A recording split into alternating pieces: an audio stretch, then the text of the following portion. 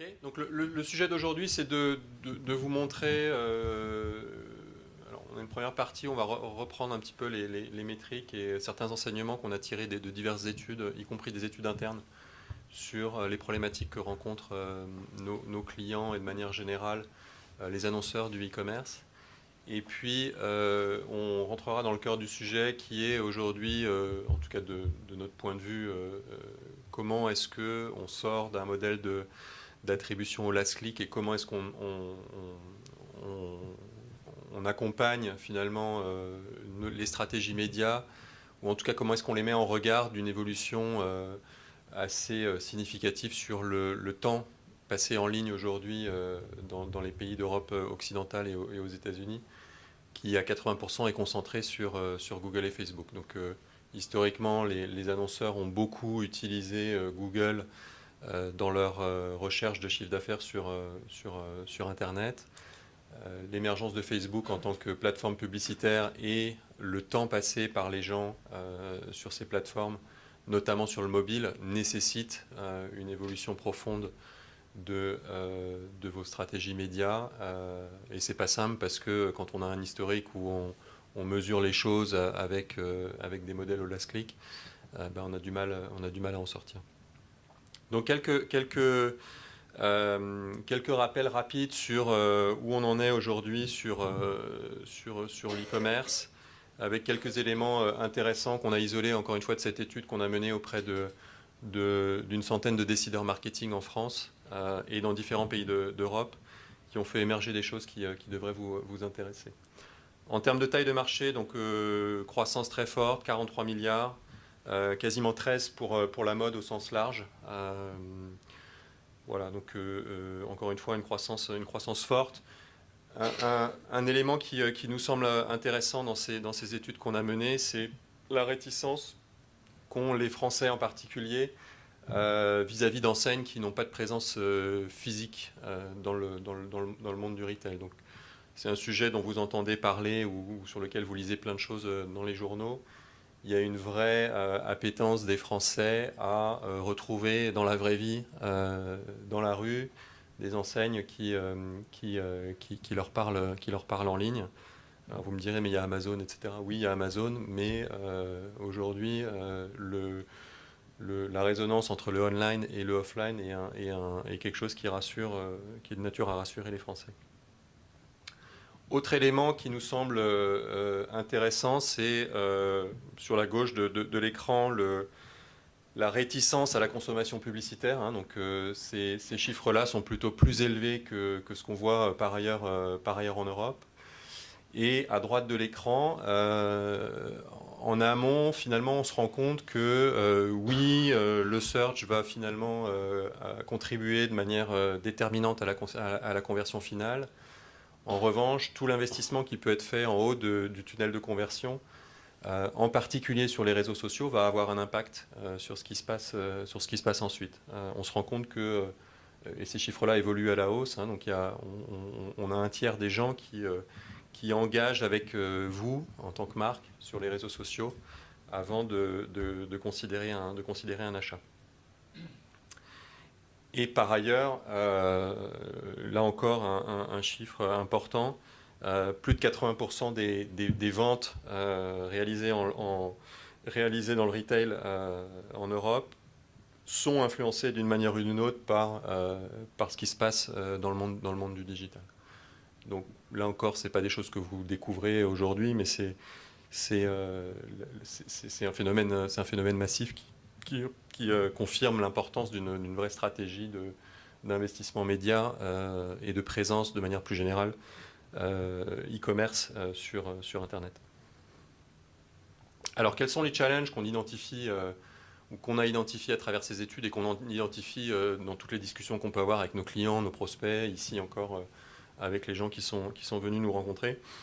Alors comme je disais en introduction, on est dans un monde finalement où 75% du temps passé par les internautes, il est dans les écosystèmes de Facebook et de Google, hein, au sens large. Donc on inclut là-dedans Messenger, YouTube, Instagram. Et donc c'est un vrai challenge en soi d'être capable de faire en sorte que c'est des écosystèmes qui sont étanches parce que profondément concurrents, de les faire cohabiter et d'essayer d'en tirer le meilleur. Et nous, on considère que c'est notre rôle, notre valeur ajoutée, c'est d'être capable de créer ces ponts entre ces deux univers-là, avec un troisième élément qui apparaît en particulier dans le retail, qui est l'émergence, plus que l'émergence, mais en tout cas l'accélération du développement d'Amazon, dans un modèle qui est, pour certains d'entre vous, de compétition. Amazon peut être à la fois un distributeur pour vous et un canal de vente important, mais également un concurrent. Avec en plus l'émergence d'une plateforme publicitaire. Donc, vous avez sans doute entendu parler de Amazon Sponsored Ads, qui réplique finalement ce que fait Google sur le search avec un trafic captif extrêmement important. Donc, qu'est-ce que nous disent ces décideurs du digital quand on leur parle de leurs challenges et de leurs difficultés au quotidien? Ils nous disent essentiellement trois choses. La première, c'est que les points de contact, au sens multiplication des devices pardon, et des supports éditeurs, rendent l'optimisation particulièrement complexe. Donc, vous êtes dans des métiers difficiles dans lesquels parfois il est difficile d'y voir clair. Le deuxième sujet, et c'est des choses qui apparaissaient plutôt en haut de la pile il y a 2-3 ans, qui ont un peu évolué, qui ont descendu en termes de priorité, c'est le manque d'expertise. Donc le fait que les plateformes soient extrêmement dynamiques, et je pense notamment à Facebook, c'est vrai qu'il y a une innovation permanente avec l'introduction de nouveaux formats à un rythme très régulier. Tout ça nécessite dans les agences et chez les annonceurs une expertise forte qui n'est pas toujours disponible. Alors, elle se diffuse. Idriss connaît bien l'écosystème à Dublin et les recrutements sont massifs. Je sais pas, il doit y avoir 2000 employés chez Facebook à Dublin maintenant. Il y en a probablement 4 ou 5 000 chez Google. Donc, il y a une diffusion du savoir parce que ces gens-là arrivent et puis quittent et viennent dans vos entreprises. Et il n'en reste pas moins que c'est quelque chose de complexe à gérer. Et le dernier sujet qui... alors de plus en plus, on passe du discours à l'action, mais les sujets d'attribution sont vraiment au cœur, en tout cas pour les annonceurs qui commencent à avoir acquis une certaine maturité dans leurs investissements en ligne. Les sujets d'attribution sont au cœur de cette évolution. Et donc il y a une question profonde, c'est comment est-ce qu'on fait évoluer ce modèle du last click pour tenir compte d'investissement et de valeurs médias d'autres formats, d'autres plateformes que Google. Alors, nous, notre parti pris, il est assez simple. Il est de dire, finalement, vous avez deux éditeurs qui concentrent 80% du temps passé en ligne. C'est là que vous allez trouver vos clients et vos prospects. C'est là qu'il faut que vous leur parliez. Et aujourd'hui, ce qu'on constate de manière encore très répandue, que sur tout type d'annonceurs, alors c'est encore plus vrai chez les gros, je dirais, c'est une frontière assez nette entre ces deux mondes-là, qui se retrouve d'abord dans le fait que ce n'est pas forcément les mêmes équipes qui gèrent ces médias-là. Donc voilà, quand il n'y a pas de coordination entre les équipes, voire d'objectifs partagés, forcément ça devient compliqué.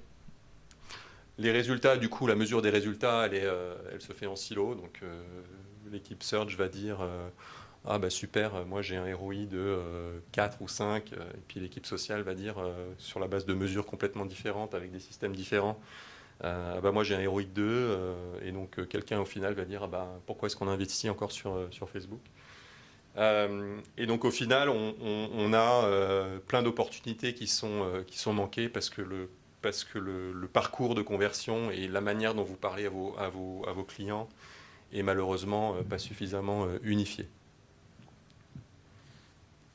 Donc notre conviction profonde, c'est que la différence, vous allez la faire, bien sûr, en faisant correctement le boulot en termes de gestion et d'optimisation dans chacun des canaux, mais aussi et surtout en mettant fin à ces silos et en essayant de mieux coordonner vos activités.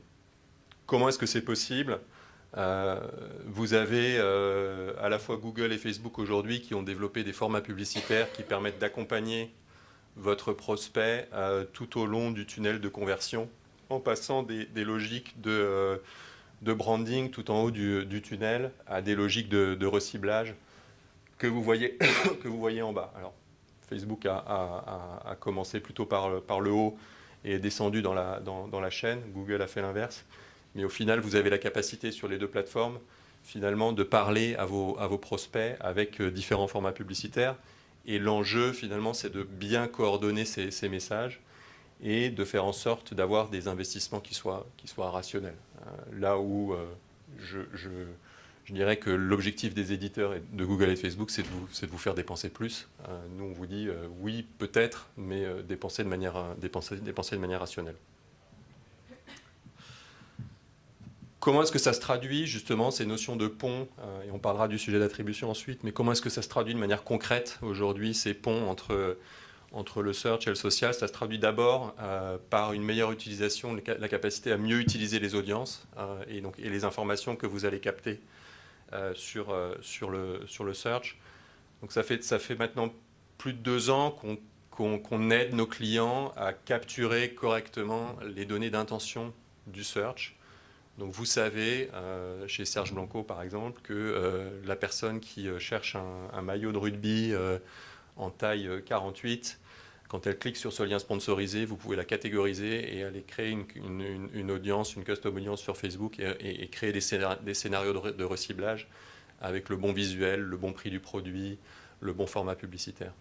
Le résultat de tout ça, c'est quoi? C'est qu'on améliore de manière significative, et quand je dis significative, c'est au moins 30%, le retour sur investissement. Pourquoi? Parce que bien sûr la publicité est mieux ciblée en termes d'audience, mais aussi que le message publicitaire est pertinent.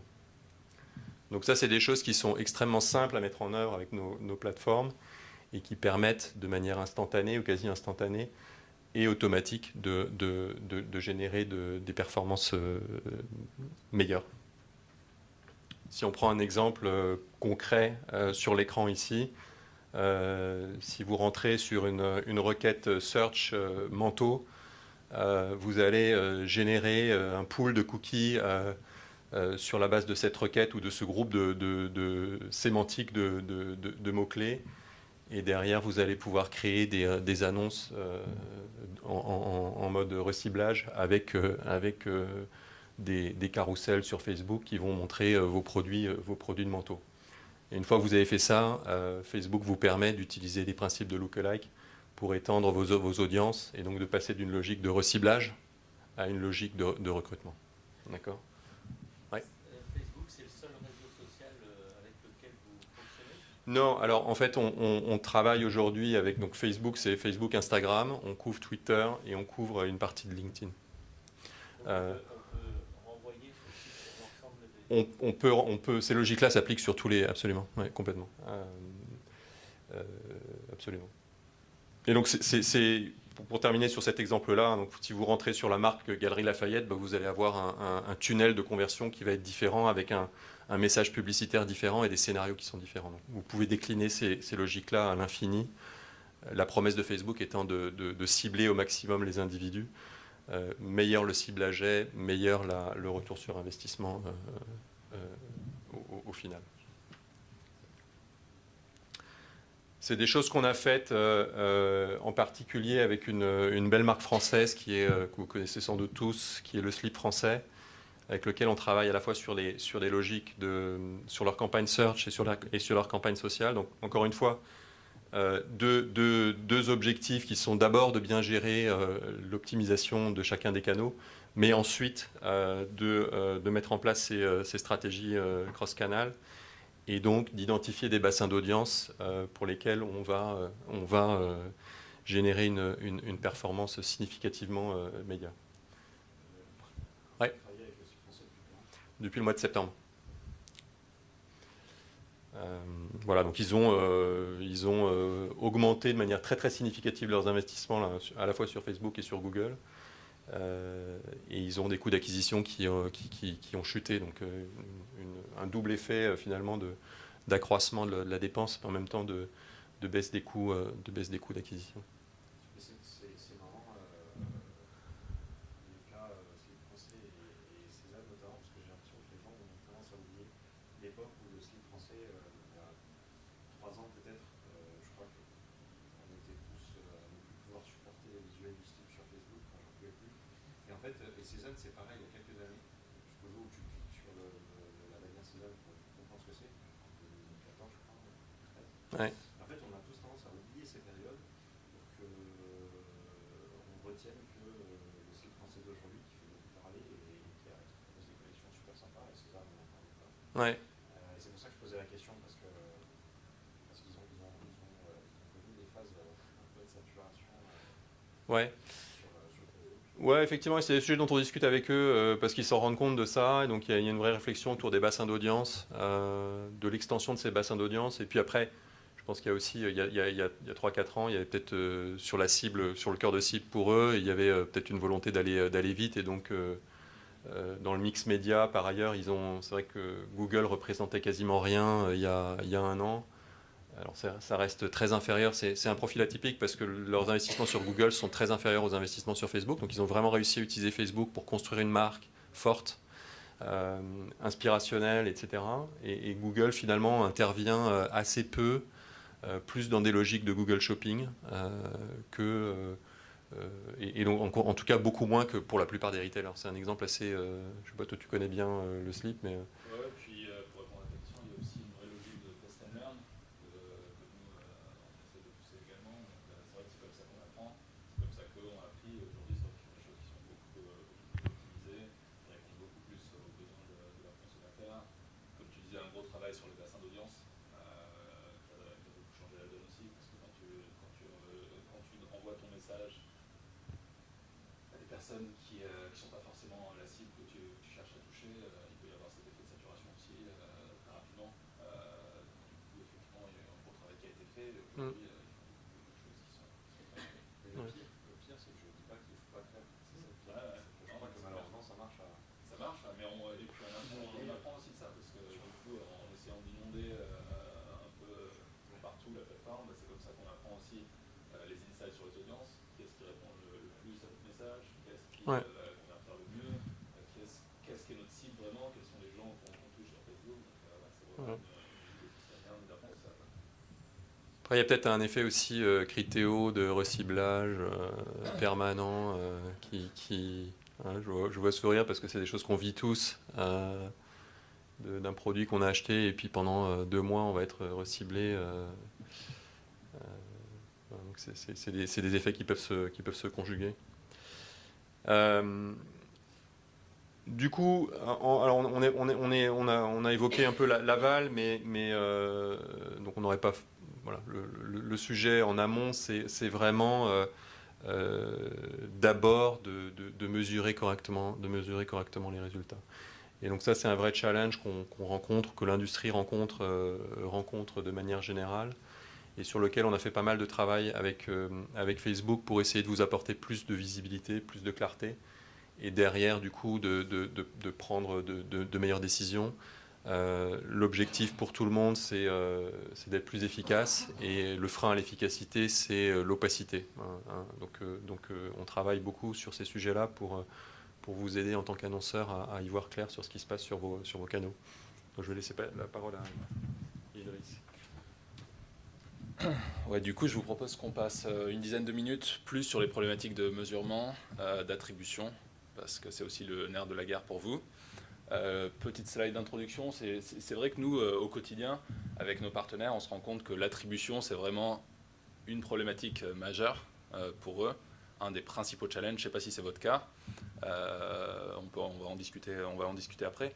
Mais pourquoi est-ce que c'est important pour eux? Parce que c'est ce qui permet d'attribuer des budgets à une channel versus une autre. Donc comment est-ce qu'on mesure? Il faut bien mesurer pour pouvoir allouer aussi un budget, le bon budget au bon endroit, et pouvoir effectivement répondre à toutes ces problématiques opérationnelles et à tous les enjeux stratégiques que vous rencontrez également. Quand on parle d'attribution, on parle principalement de trois grands facteurs. Le premier, ça va être, en termes de challenge, la complexité de l'écosystème marketing digital. Donc aujourd'hui, vous avez beaucoup de plateformes. Il y a beaucoup de choses qui existent. Il y a également beaucoup de modèles d'attribution qui existent. On va y revenir. Donc comment est-ce qu'on choisit le bon modèle et comment est-ce qu'on choisit la bonne channel pour aller atteindre ses objectifs. La deuxième, c'est la pression qui est grandissante pour démontrer un retour sur investissement média. Donc encore une fois, il faut bien mesurer pour pouvoir aller justifier, notamment auprès de ses équipes, auprès de sa direction, auprès de son COMEX, de vouloir accroître des investissements sur tel ou tel channel. Et la troisième partie, c'est ce qu'on appelle une manque de vue holistique de l'attribution cross-canal. Ça paraît un peu compliqué, mais c'est très simple. C'est juste qu'aujourd'hui, vous avez des plateformes qui sont différentes, qui vont reporter avec des modèles d'attribution qui sont différents. Il y en a qui suivent le cross-device, il y en a qui ne le suivent pas. Donc, in fine, c'est vraiment très compliqué de comparer des choses comparables sur différentes plateformes. Donc voilà, c'est les trois principaux challenges qu'aujourd'hui, nous, on arrive à identifier en travaillant avec nos partenaires. Alors ça, c'est un chiffre qui est intéressant parce qu'en travaillant donc avec nos partenaires, en faisant un sondage, on s'est rendu compte qu'il y a quasiment 90% de nos partenaires qui ne pensent pas avoir en fait d'outils pertinents et efficaces pour mesurer leur campagne efficacement. Et encore une fois, quand on ne mesure pas efficacement ces campagnes, derrière, il y a toute la problématique stratégique également. Comment est-ce que j'alloue mes budgets? Comment est-ce que j'atteins mes objectifs? Ouais. Voilà, qu'est-ce que vous voulez dire par mesurer une campagne efficace? C'est quoi une campagne efficace? Une campagne efficace. C'est en termes de retour sur investissement? Non, c'est pas ça en fait. C'est pas la campagne qui est pas efficace, mais disons que là, ce qu'on vous dit, c'est plus qu'il y a 87% des gens qui estiment qu'ils n'ont pas les outils pour pouvoir mesurer efficacement leur travail. C'est plus ça. Donc là, on est vraiment sur l'outil. En gros, est-ce qu'aujourd'hui vous êtes capable de dire que vous traquez correctement ce que vous faites sur les différentes plateformes? Est-ce que vous en êtes content ou est-ce que vous pensez que vous pouvez faire mieux? Et en gros, on se rend compte qu'il y a 9 personnes sur 10 qui pensent qu'ils peuvent faire beaucoup mieux. Voilà. Oui, mais dans le comment faire mieux, l'efficacité, c'est quelque Ouais. chose d'important. C'est parce qu'on nous parle beaucoup de nombre de leads, de choses comme Ouais. ça, de contacts, mais la vraie efficacité, c'est le chiffre d'affaires qui est dégagé.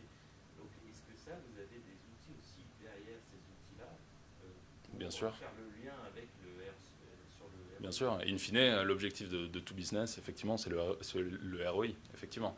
Et vous liez ça au Et ça, bien sûr, en grande partie. Effectivement, on peut avoir des KPI des métriques qui vont être le nombre de leads, le coût par clic, par exemple, le coût par mille, il y en a énormément. Ça dépend de votre business, ça dépend de vos objectifs business.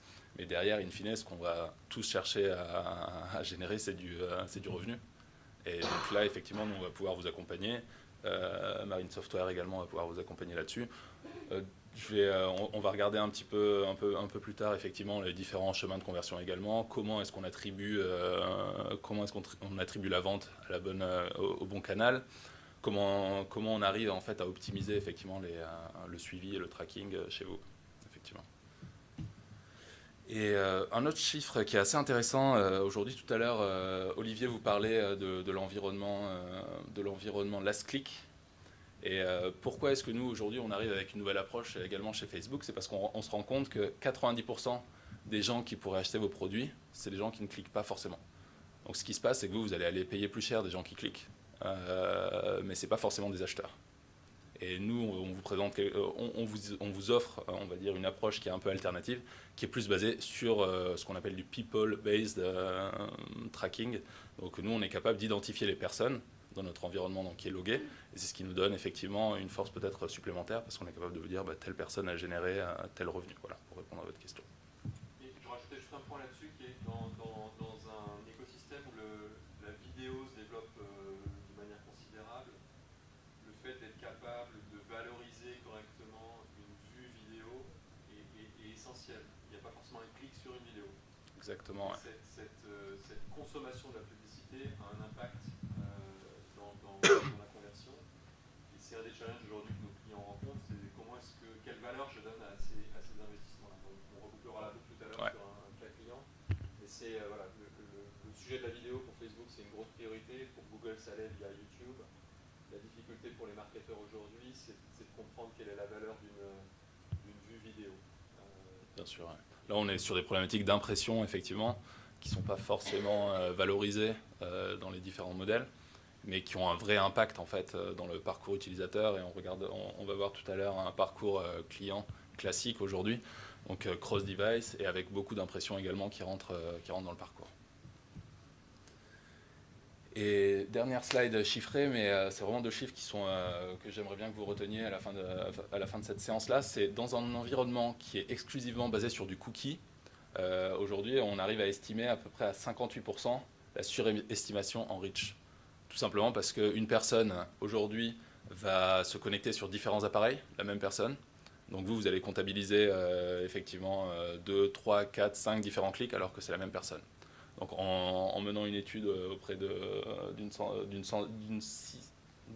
600 annonceurs, on s'est rendu compte effectivement qu'il y avait une surestimation du reach de 60% quasiment, et surtout une sous-estimation de la fréquence. Parce que vous touchez plusieurs fois la même personne, un cookie ne va pas vous le dire, alors que Facebook, l'environnement Facebook qui est logué va être capable de vous le dire.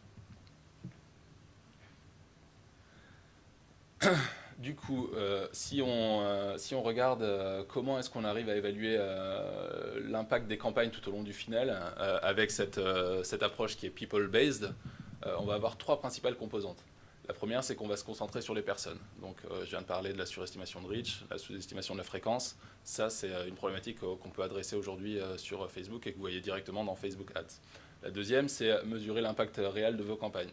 Effectivement, c'est très lié avec ce que je viens de vous présenter, les 2 chiffres que je vous ai donnés, hein, mais effectivement, aujourd'hui, on est capable de dire cette personne-là vous a rapporté un ROI de temps, et pas un cookie. Et enfin, la grande force également, c'est de pouvoir mesurer cross-appareil et cross-environnement, dans l'environnement Facebook. Aujourd'hui, que vous soyez sur Facebook, sur Instagram, sur Messenger, on est capable de traquer ça. Que vous soyez sur votre mobile, sur votre PC du travail ou sur votre PC à la maison, on est également capable de le traquer. Et ce qui fait une grande différence et là on revient à votre question, comment est-ce que je mesure efficacement? C'est une façon en tout cas d'y contribuer. Donc si on prend un peu de recul et qu'on regarde cette problématique de l'attribution d'un peu plus près, on se rend compte qu'en fait l'attribution c'est très simple, hein. Souvent vous avez dû l'entendre beaucoup ces 2 derniers jours dans toutes les conférences, on parle beaucoup d'attribution, parfois on est un peu perdu, mais c'est vraiment très facile, c'est 2 composantes. La première c'est la data, quelles sont les données que vous récoltez, comment vous les récoltez, auprès de qui, et la deuxième c'est le modèle que vous utilisez, donc comment est-ce que vous analysez cette data-là. Et il y a différents modèles qui existent, certains basés sur du cookie, certains qui vont suivre la personne, certains que vous connaissez très bien comme le last click, d'autres qui vont être des approches différentes, le first click, on va y revenir un peu plus tard. Mais voilà, c'est vraiment les 2 composantes, c'est la data et comment est-ce que je l'analyse. Et c'est ce qu'on appelle effectivement l'attribution. Et c'est ce qui permet d'évaluer le bon crédit attribué à chaque touchpoint. Alors ici, je voulais vous présenter à quoi ressemble aujourd'hui un type de conversion. Donc un chemin de conversion aujourd'hui pour un utilisateur lambda, c'est juste un exemple, hein, mais ça démontre bien la réalité qui est la nôtre aujourd'hui dans un environnement où le mobile est de plus en plus important. Aujourd'hui chez Facebook, on a quasiment 90% de nos utilisateurs qui sont mobiles. Donc c'est vraiment, vous le voyez dans le parcours d'utilisateur, on a déjà 3 touchpoints sur ce parcours-là. Et il y a 2 composantes qui sont essentielles. La première, c'est qu'en France, on a plus de 50% des gens qui utilisent plus de 3 appareils. Donc moi, si je prends mon exemple personnel, j'ai mon mobile du professionnel, j'ai mon ordinateur professionnel, mon ordinateur à la maison, mon mobile perso et ma tablette. Ça fait déjà 5. Et effectivement, aujourd'hui, Facebook est capable de traquer en disant Idriss s'est connecté d'abord sur son mobile en allant au travail. Ensuite, il s'est installé à son bureau, il est revenu sur son ordinateur du bureau. Le soir, quand il est rentré à la maison, il a fait une petite recherche sur son ordinateur et il a fini sur sa tablette dans son lit et a acheté sur votre site. Voilà, c'est ce qui se passe pour moi en général. C'est un chemin typique. Donc là, si on regarde d'un peu plus près, du coup la deuxième composante, c'est le fait qu'aujourd'hui, et ce que je vous ai dit déjà dans mon exemple, mais c'est qu'aujourd'hui, 40% des gens commence une activité sur un appareil et la finit sur un autre appareil. Donc là encore, ça vient rajouter de la complexité. Donc quand je vous parlais tout à l'heure de cross-device, donc c'est vraiment ça aujourd'hui. Comment est-ce que vous évoluez dans un environnement cross-device et que vous arrivez à attribuer la vente à la bonne plateforme, ou en tout cas, comment est-ce que vous calculez la contribution de chaque touchpoint.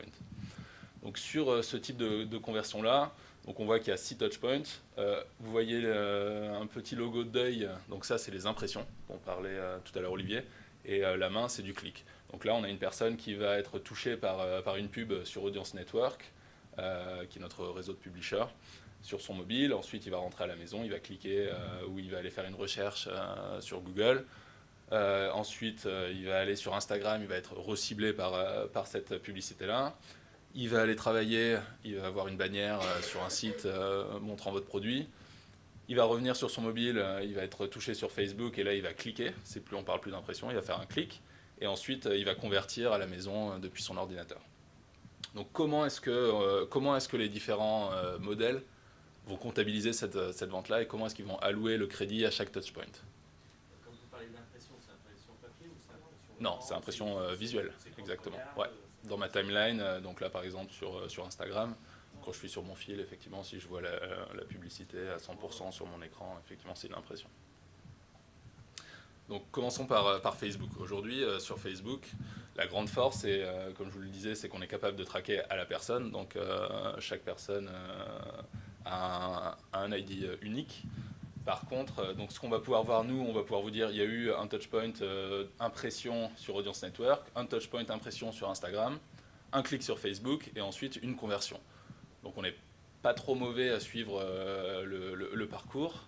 Le point faible, c'est juste que nous, on est capable effectivement de suivre le parcours dans notre environnement, qui est un environnement logué. Par contre, on ne va pas pouvoir suivre cross-publisher.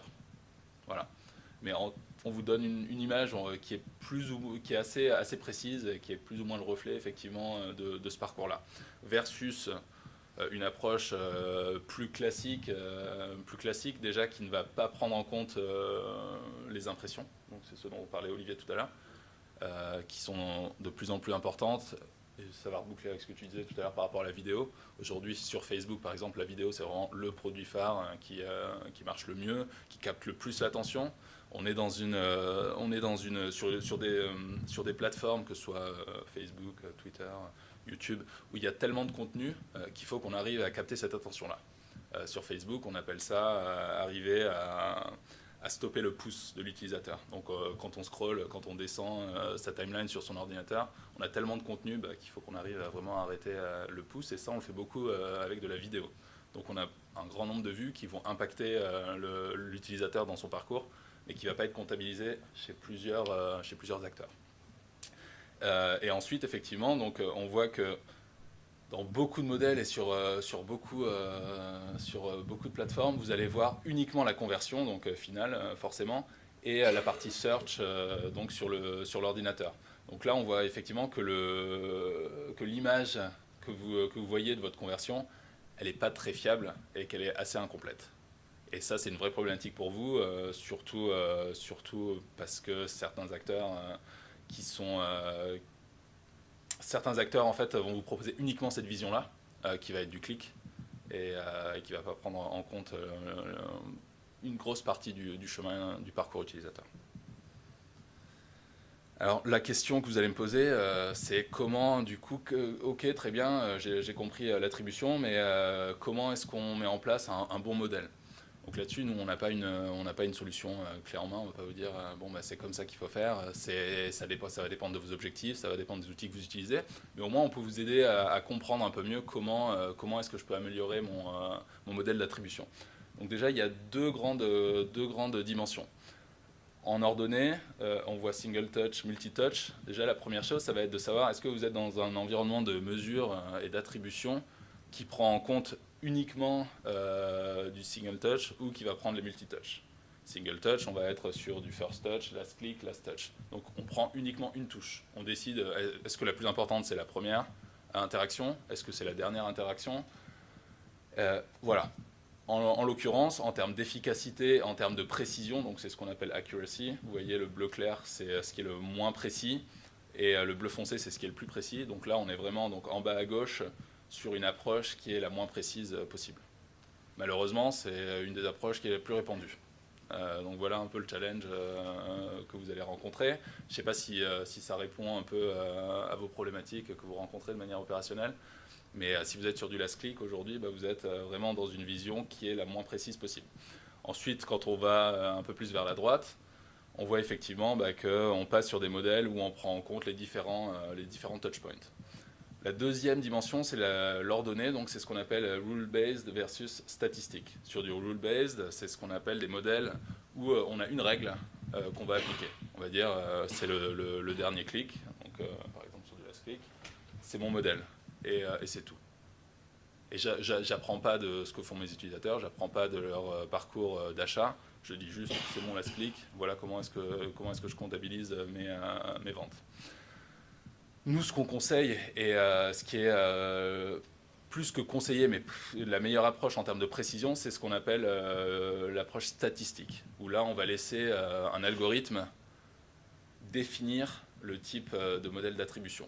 Donc l'algorithme, il va prendre en compte tout l'historique de vos clients, et puis il va définir quels sont les touchpoints qui sont... il va affecter en fait de l'importance à chaque touchpoint. Simplement, si vous, vos utilisateurs chez Serge Blanco, on voit que l'impression sur Instagram, elle est présente dans 90% de vos ventes. Forcément, l'algorithme qui va s'optimiser, donc qui est vraiment un outil qui se met à jour au fur et à mesure, et qui apprend, c'est du machine learning, va vous dire, ça c'est pour nous un touchpoint qui est très important de la vue sur Instagram. Versus des modèles qui ne vont pas du tout prendre en compte ces choses-là parce que ça ne fait pas partie de votre règle. Voilà. Donc aujourd'hui, quand on parle de modèles vraiment très efficaces, on est sur du statistique MTA, donc c'est des modèles qui sont multitouch, qui prennent en compte tous les touchpoints et qui apprennent eux-mêmes via un algorithme de l'historique de vos clients et de leur parcours d'achat. Voilà. Je ne sais pas si c'est très clair, si vous avez des questions. Moi, je rajouterais peut-être juste que ces choses-là, elles se font bien naturellement dans le temps et que vous avez probablement au début de votre histoire digitale pas la même maturité que Exactement, les gens qui sont dans la salle. Donc voilà, il faut aussi se fixer des objectifs réalistes en fonction de où vous êtes dans votre activité e-commerce. Et c'est parfaitement OK de démarrer avec des choses simples parce que vous êtes dans un environnement qui est simple. Plus vos investissements vont grandir, plus les éditeurs que vous utilisez dans vos investissements médias sont nombreux, plus ces notions d'attribution deviennent critiques. Oui, j'ai juste une question qui va forcément vous embêter un peu, mais qui est une réalité. Comment vous composez avec ce glissement évident, en tout cas pour l'audience dans laquelle on trouve, de Facebook vers Insta, la réalité Snapchat aussi, mais qui est peut-être un peu moins dangereuse pour vous. Comment vous composez avec ça, puisque si j'analyse mon utilisation sur Facebook, qui est réduit au fil des mois qui passent, au profit d'Instagram, et heureusement que Instagram fait partie du groupe, C'est ce que je vais vous dire. Mais malheureusement, et c'est sur ce que j'allais conclure, malheureusement, Insta, c'est pas un média sur lequel on a forcément envie d'acheter. En tout cas, on n'y est pas encore habitué. Donc c'est cette question que je vais vous poser, et c'est pour ça que je suis venu, si ça m'intéresse. Comment vous composez avec cette réalité C'est pas vraiment un challenge pour nous, au contraire, c'est plus une opportunité, c'est plus comme ça qu'on le voit, et aujourd'hui Instagram c'est vraiment dans la roadmap stratégique de Facebook, c'est vraiment une priorité pour nous, et c'est pas du tout vu comme un challenge, au contraire. En gros, on a deux plateformes qui vont se compléter, qui ont des dynamiques qui sont aussi très différentes, hein, comme tu dis, par exemple, toi tu glisses plus vers Instagram, mais on est sur une plateforme sur Facebook aujourd'hui avec plus de 2 milliards d'utilisateurs qui continuent à grossir, mais où on a déjà beaucoup d'annonceurs versus sur Instagram qui est la plateforme qui croît le plus vite de l'histoire, plus vite que Facebook en son époque, mais où on a encore beaucoup de place pour les annonceurs. Et effectivement, c'est plus des choses qui sont complémentaires. On a des audiences qui sont complètement différentes sur Facebook et sur Instagram. Donc il n'y a pas forcément de cannibalisation quand on met en place ces campagnes.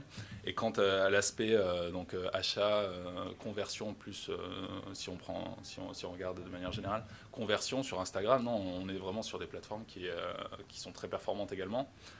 Souvent on peut avoir l'a priori du Instagram, c'est pour faire du branding uniquement. Mais ce n'est pas forcément le cas, pour être honnête avec toi. Aujourd'hui, sur Instagram, les plus gros contributeurs sont le e-commerce en termes de revenus, sur vraiment de la conversion pure, quoi. Donc voilà, c'est plus, ça dépend de la stratégie des entreprises. Aujourd'hui, moi, quand je travaille avec mes partenaires, je ne vais pas forcément leur proposer de passer à 40% d'investissement, 50%, 70% d'investissement sur Instagram versus Facebook si ça ne répond pas à leurs objectifs. Donc au final, c'est vraiment un travail de définition de votre stratégie, où vous voulez aller, et nous, de vous aider à vous dire, voilà comment est-ce que vous pouvez y aller, voilà comment vous pouvez utiliser notre écosystème. Mais on est vraiment sur une approche opportunité plus que challenge. Et c'est vraiment très complémentaire, donc il n'y a pas de souci là-dessus. En B2B, vous avez des expériences? De manière générale, oui. J'ai cette expérience, mais... à quel niveau, juste pour préciser votre question? Est-ce qu'on travaille avec des annonceurs B2B? C'est ça? Oui, clairement. On a même des équipes qui sont dédiées uniquement à travailler avec les annonceurs B2B. Ouais. Donc ça dépend, je ne sais pas quelles sont vos problématiques et quels sont vos objectifs, mais... Ouais, clairement, ça c'est... Ce que je disais en introduction, des B2B paraît plus professionnel. D'accord. Pour les professionnels, Ouais. est-ce qu'aujourd'hui Facebook fait partie de rien. Oui, bien sûr, et on travaille avec beaucoup d'annonceurs qui font du B2B. Ouais. Pas de souci, je vous propose qu'on connecte à la fin et puis ça nous permettra d'échanger là-dessus. Je te laisse du coup présenter rapidement le Camélia. Sur ces sujets de mesure du parcours client, donc on a développé avec Facebook en particulier, qui a ouvert le capot entre guillemets pour partager avec nous des données post-impression dont on a pas mal parlé aujourd'hui. Donc cette capacité-là nous a aidé à tracer des parcours de conversion type pour Melia, qui est une chaîne d'hôtels que vous connaissez sans doute tous, qui leur a permis de correctement valoriser tous les investissements justement vidéo que eux faisaient en haut du tunnel de conversion, en se demandant est-ce que c'était vraiment rentable. Et donc on les a aidés dans cette démarche-là avec ce système de tracking à comprendre la valeur de ces investissements qu'ils ont décidé de renforcer, parce qu'ils ont pu derrière y assigner une valeur concrète en termes de revenus. Donc voilà, encore une fois, c'est des sujets qui sont finalement assez avancés sur le parcours digital des annonceurs, mais qui peuvent aider à mieux comprendre l'allocation des budgets entre les canaux. Merci beaucoup.